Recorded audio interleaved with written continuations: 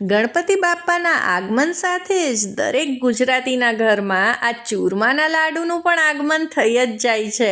આજના આ ચૂરમાના લાડુ આપણે બનાવવાના છીએ પરફેક્ટ મેઝરમેન્ટ સાથે, બધી જ નાની મોટી ટિપ્સ સાથે, જેનાથી લાડુ જરા પણ ચીકણા કે ડ્રાય નહીં બને, અંદરથી એકદમ જ દાણેદાર અને સોફ્ટ બનશે અને બનાવ્યાના કેટલાય દિવસ પછી પણ તે એવા ને એવા જ રહેશે અને બિલકુલ બગડશે નહીં કે ફૂગ પણ નહીં વળે.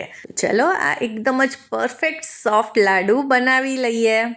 તો પરફેક્ટ લાડુ માટે પરફેક્ટ મેઝરમેન્ટ પણ જોઈશે. તો તેના માટે આપણે અહીંયા લઈ લઈશું 2 કપ જાડો ભાખરીનો લોટ. પહેલી ટીપ એ જ છે કે આપણે આવો જાડો કકરો લોટ લેવાનો છે ભાખરીનો, જેનાથી આપણા લાડુ ચીકણા નહીં બને અને દાણેદાર પણ બનશે. અને આજના આ મેઝરમેન્ટથી આપણે કેટલા લાડુ તૈયાર થાય છે એ પણ હું તમને છેલ્લે બતાવીશ. હવે લાડુમાં એકદમ જ સરસ ટેસ્ટ અને ફ્લેવર માટે આપણે હવે આમાં ઉમેરી દઈશું ચણાનો લોટ અથવા તો બેસન. તો અહીંયા આપણે પોણો કપ ચણાનો લોટ લેવાનો છે, તે ઉમેરી દઈશું. તો બેસન તો જરૂરથી જ ઉમેરવો. હવે એડ કરીશું 1/4 કપ સૂજી. આનાથી લાડુ એકદમ જ દાણેદાર થાય છે. હવે જો તમારે વધારે પડતા લાડુ દાણેદાર નથી જોતા તો તમે સૂજીને સ્કીપ કરી શકો છો, પણ આ એડ કરવાથી લાડવા થોડા કણીદાર બનશે. હવે લાડુને સોફ્ટ બનાવવા આપણે મોણ ઉમેરીશું, પણ આમાં વધારે પડતા મોણની બિલકુલ જરૂર નથી. ઘણી વખત આપણે મુઠ્ઠી વાળીએ તેટલું મોણ એડ કરતા હોઈએ છીએ, પણ તેટલા બધા મોણની જરા પણ જરૂર નથી. તો અહીંયા મેં 2 થી 3 ચમચી મોણ ઉમેર્યું છે, એટલે કે 1 મોટો ચમચો. તો આજની આપણી બીજી ઇમ્પોર્ટન્ટ ટીપ એ છે કે આપણે તેલને એકદમ જ સરસ રીતે બધા જ લોટમાં કોટ કરી લેવાનું છે, મિક્સ કરી દેવાનું છે. તો ઘણી વખત આપણે મોણ તો ઉમેરીએ છીએ, પણ એકદમ જ સરસ રીતે મિક્સ નથી કરતા કે જેથી કરીને એ દરેક કણમાં સરસ રીતે કોટ થઈ જાય. તો હવે જુઓ, તેલ સરસ રીતે કોટ થઈ ગયું છે. હવે આજની ત્રીજી ઇમ્પોર્ટન્ટ ટીપ છે કે આપણે આમાં સાદું પાણી નથી ઉમેરવાનું, થોડુંક નવશેકું પાણી જ ઉમેરવાનું છે. નવશેકા પાણીના લીધે લોટ, સૂજી બધાના દરેકે દરેક કણ એકદમ સરસ રીતે ફૂલશે અને એના જ લીધે આપણા લાડવા સોફ્ટ પણ બનશે. હવે થોડું થોડું પાણી આપણે આમાં ઉમેરતા જઈશું અને પછી આનો લોટ નથી બાંધવાનો. હા, સાચી વાત છે, આપણે આનો લોટ નથી બાંધવાનો, ખાલી બધી જ વસ્તુને આપણે આમાં મિક્સ કરતા જવાની છે. એટલે આપણે જેમ લોટ બાંધવામાં બધો લોટ ભેગો કરતા જઈએ તેમ ભેગો નથી કરવાનો. અને આનો ભાખરીથી પણ થોડો કઠણ લોટ રાખવાનો છે, એટલે આપણે પાણી ઉમેરવામાં ખૂબ જ ધ્યાન રાખવું. હવે જ્યારે આપણે હાથેથી આ રીતે ચેક કરવાનું કે આપણે આના મૂઠિયા વાળી શકીએ છીએ.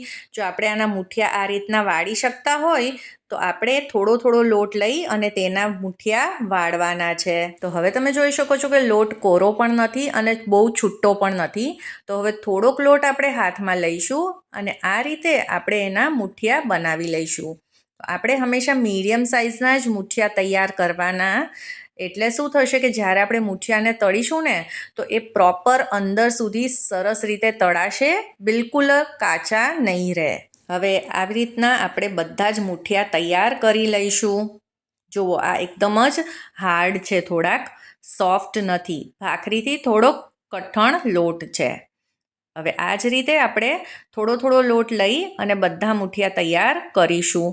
હવે જો કોઈ વખત તમને એવું લાગે કે નીચેનો લોટ રહી ગયો છે કે વધારે પડતો ડ્રાય છે કે મૂઠિયા વાળવામાં તકલીફ પડે છે, તો સેજ પાણીવાળો હાથ તમારે કરી લેવાનો અને એનાથી આસાનીથી મૂઠિયા બની જશે. લોટ બિલકુલ છૂટો નહીં પડે. તો આવી જ રીતે આપણે બધા મૂઠિયા તૈયાર કરી લઈએ. તો આપણે હવે બધા જ મૂઠિયા વાળી લીધા છે અને આમાંથી કુલ 9 જેટલા મીડિયમ સાઇઝના મૂઠિયા તૈયાર થયા છે. હવે આ મૂઠિયા બનાવવામાં લગભગ પોણા કપ જેટલા પાણીનો ઉપયોગ થયો છે, થોડુંક પાણી વધ્યું છે. હવે મૂઠિયા બનાવ્યા પછી આપણે તરત જ આને તળી લેવાના છે. જો વધારે વાર આપણે એને મૂકી રાખશું તો તે ડ્રાય થતા જશે અને તળતી વખતે તે ભાંગી જશે. એટલે હવે આપણે તેલ કે ઘી જેમાં તમારે ફ્રાય કરવા હોય તે આપણે ગરમ કરવા મૂકી દેવાનું. આજની આપણી બીજી ઇમ્પોર્ટન્ટ ટીપ છે, તેલ મીડિયમ ગરમ હોવું જોઈએ. એકદમ જ ગરમ તેલમાં આપણે મૂઠિયાને નથી ઉમેરવાના અને ફ્લેમ પણ સ્લો જ રાખવાની છે. તો હવે 9 મુઠિયા છે તો આપણે તેને 2 બેચમાં તળી લઈશું. હવે જો તમે મુઠિયાને ઘીમાં તળો છો કે પછી તેલમાં, ટેસ્ટમાં કંઈ ફરક નથી થવાનો. ટેસ્ટ બંનેનો સેમ જ આવવાનો છે. હવે તમારા ઉપર છે કે તમારે તેલમાં તળવા છે કે પછી ઘીમાં. હવે મુઠિયાને આપણે થોડીક વાર માટે 1.5 કે 2 મિનિટ માટે આ રીતે તળાવવા દઈશું. ફ્લેમને આપણે મીડિયમ ટુ લો જ રાખવાની છે. કોઈ પણ ટાઈમે આપણે ગેસની ફ્લેમને ફૂલ નથી કરવાની, અને મીડિયમ ફ્લેમ પર ત્યારે જ કરવાની જ્યારે આપણને લાગે કે તેલ વધારે પડતું જ ઠંડુ થઈ ગયું છે. તો આપણે આને 2 મિનિટ માટે ફ્રાય થવા દઈએ અને પછી જ આપણે તેની સાઈડ ચેન્જ કરીશું. હવે લગભગ 2 મિનિટ જેવું થઈ ગયું છે તો આપણે આની સાઈડ ચેન્જ કરી દઈએ, એટલે એ ચારે તરફથી સરસ રીતે તળાઈ જાય અને જરા પણ કાચા ન રહે. હવે મુઠિયા તળતી વખતે આપણે જરા પણ ઉતાવળ નથી કરવાની કે ગેસની ફ્લેમ ફાસ્ટ પણ બહુ નથી રાખવાની. નહીંતર શું થશે કે અંદરથી છે મુઠિયા કાચા રહેશે, ઉપરથી તો સરસ કલર આવી જશે અને પછી જ્યારે આપણે બનાવીશું તો તે ચીકણા રહેશે. અને ઘણી વખત શું થાય છે કે વધારે દિવસ સુધી પણ તે સારા નથી રહેતા જો તે બરાબર તળાયા ન હોય તો. એટલે આ સ્ટેપ પણ બહુ જ જરૂરી છે કે આપણે તેને મીડિયમ કે લો ફ્લેમ ઉપર જ સરસ રીતે તળવાના છે. અને એક બેચને તળાતા લગભગ 8 થી 10 મિનિટ તો લાગે જ છે. હવે મુઠિયા સરસ રીતે તળાઈ ગયા છે અને સરસ સોનેરી કલર આવી ગયો છે, બદામી કલર જેવા થઈ ગયા છે. તો આપણે તેને કાઢી લઈશું અને તમે ઉપર જોશો તો આ રીતે ઉપર ક્રેક્સ પણ તમને દેખાશે. આપણે જે એકદમ કઠણ લોટ બાંધ્યો તેના જ લીધે આવી ક્રેક્સ આવશે અને તેના જ લીધે તેલ એકદમ અંદર સુધી જશે અને અંદરથી પણ આપણા જે આ મુઠિયા છે એકદમ જ સરસ રીતે તળાશે અને કાચા નહીં રહે. તો આવી જ રીતે આપણે બીજો બેચ પણ તળીને તૈયાર કરી લઈશું. હવે જ્યાં સુધી આપણે બીજા મુઠિયા તળાય છે ત્યાં સુધી આ જે મુઠિયા તૈયાર થઈ ગયા છે તેને આપણે થોડાક ભાંગી લઈશું. એનાથી અંદરની વરાળ જલ્દીથી નીકળી જશે અને આ જલ્દીથી ઠંડા પણ થઈ જશે. તો દસ્તાની મદદથી આને આ રીતના ભાંગી લઈશું અને પછી આપણે પંખાની નીચે આને મૂકી દઈશું જેથી કરીને એકદમ જ ઠંડા થઈ જાય. જો આ બીજા મુઠિયા પણ તળાઈ ગયા છે અને જુઓ કેવો સરસ એકદમ જ ગોલ્ડન બદામી કલર આમાં આવ્યો છે અને અંદર સુધી દેખાય જ છે કે એકદમ જ સરસ કડક થઈ ગયા છે. એટલે આ લાડવા તો જરા પણ અંદરથી કાચા રહે કે ચીકાશવાળા રહે એવું બને જ નહીં. એટલે આજના લાડુ તો આપણે એકદમ પરફેક્ટ બનવાના છે. હવે આને પણ આપણે ભાંગીને ઠંડા કરી લઈએ. હવે જ્યાં સુધી આ ઠંડા થાય છે ત્યાં સુધી આપણે લાડુમાં ઉમેરવાના ડ્રાયફ્રૂટ્સ પણ શેકી લઈએ. તો 2 ચમચી ઘી આપણે પેનમાં કે કઢાઈમાં મૂકી દઈશું ને અહીંયા મેં થોડાક કાજુ અને કિશમિશ લીધી છે. તમને જે પણ ડ્રાયફ્રૂટ્સ ભાવતા હોય તે આમાં ઉમેરી શકો છો. આમાં બદામ કે પિસ્તા પણ એડ કરવા હોય તો તે કરી શકો છો. અને ડ્રાયફ્રૂટ્સને આપણે હલકા જ આમાં શેકવાના છે, વધારે પડતા નથી શેકવાના. વધારે શેકાશે તો તે થોડોક કડવાશ પડતો તેનો સ્વાદ આવશે. તો હવે કાજુનો થોડોક કલર ચેન્જ થઈ ગયો છે અને જે દ્રાક્ષ છે તે આ રીતના ફૂલાઈ ગઈ છે, એટલે આ બરાબર શેકાઈ ગયા છે. તો હવે આપણે ગેસ ઉપરથી આને ઉતારી લઈએ. હવે આ મુઠિયા પણ એકદમ જ ઠંડા થઈ ગયા છે. તમે હાથેથી અડો તો સેજ પણ તે ગરમ ન લાગવા જોઈએ કે પછી નવશેકા પણ ન લાગવા જોઈએ. ત્યારે જ આપણે તેને મિક્સર જારમાં ટ્રાન્સફર કરીશું. તો આ ટીપ એકદમ જ ધ્યાનમાં રાખવાની છે કે જો તે થોડાક પણ ગરમ હશે ને વરાળ અને મોઇશ્ચરના લીધે તેમાં થોડીક ભીનાશ રહી જશે અને જ્યારે આપણે લાડુ બનાવશું તો તેમાં પણ તે પાણીનો ભાગ રહેશે અને એના જ લીધે લાડુ વધારે દિવસ સુધી સારા નહીં રહે અને બગડી જશે. હવે 4 થી 5 ઇલાયચીના દાણા અહીંયા લીધા છે અને અડધું જાયફળ લીધું છે, તેના નાના ટુકડા કરી નાખ્યા છે. હવે આમાં ઉમેરી દઈશું એટલે આની સાથે જ એકદમ સરસ ગ્રાઇન્ડ પણ થઈ જાય અને સરસ ટેસ્ટ પણ આવે. તો હવે આ બધી જ વસ્તુને એકદમ સરસ રીતે આપણે પીસી લઈએ. તો આ રીતે આપણે એને પીસી લેવાનું છે. હવે થોડા ઘણા જો મોટા કણ રહી ગયા હશે તો તે પણ નીકળી જશે જ્યારે આપણે તેને ચાળીશું. તો આ રીતે આપણે મીડિયમ કાણાવાળી ચાળણી લેવાની છે અને તેમાંથી ચાળવાનું છે. જો થોડાક મોટા કણ રહી જાય તો તેને ફરીથી તમે મિક્સરમાં પીસી શકો છો, પણ આમાં બહુ વધારે કંઈ રહ્યું નથી. તો આ રીતે જે મોટા કણ હતા તે રહી ગયા છે. તો આને આપણે કાઢી લઈશું. તો જુઓ કેટલું સરસ એક સરખું દાણેદાર આ દળ તૈયાર થઈ ગયું છે લાડવાનું. હવે ગોળના લાડુ ખાવામાં પણ સરસ લાગે છે અને બધાને ખૂબ જ ભાવતા હોય છે. એટલે આજે આપણે ગોળના લાડુ તૈયાર કરવાના છીએ.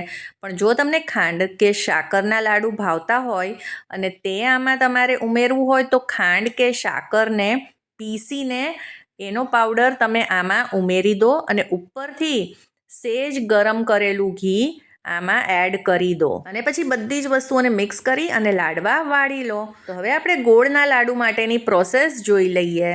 જે પેનમાં આપણે ડ્રાયફ્રૂટ શેકેલા તે જ પેનમાં આપણે 1/4 કપ ઘી ઉમેરી દઈશું અને તેને ઓગળવા દઈશું.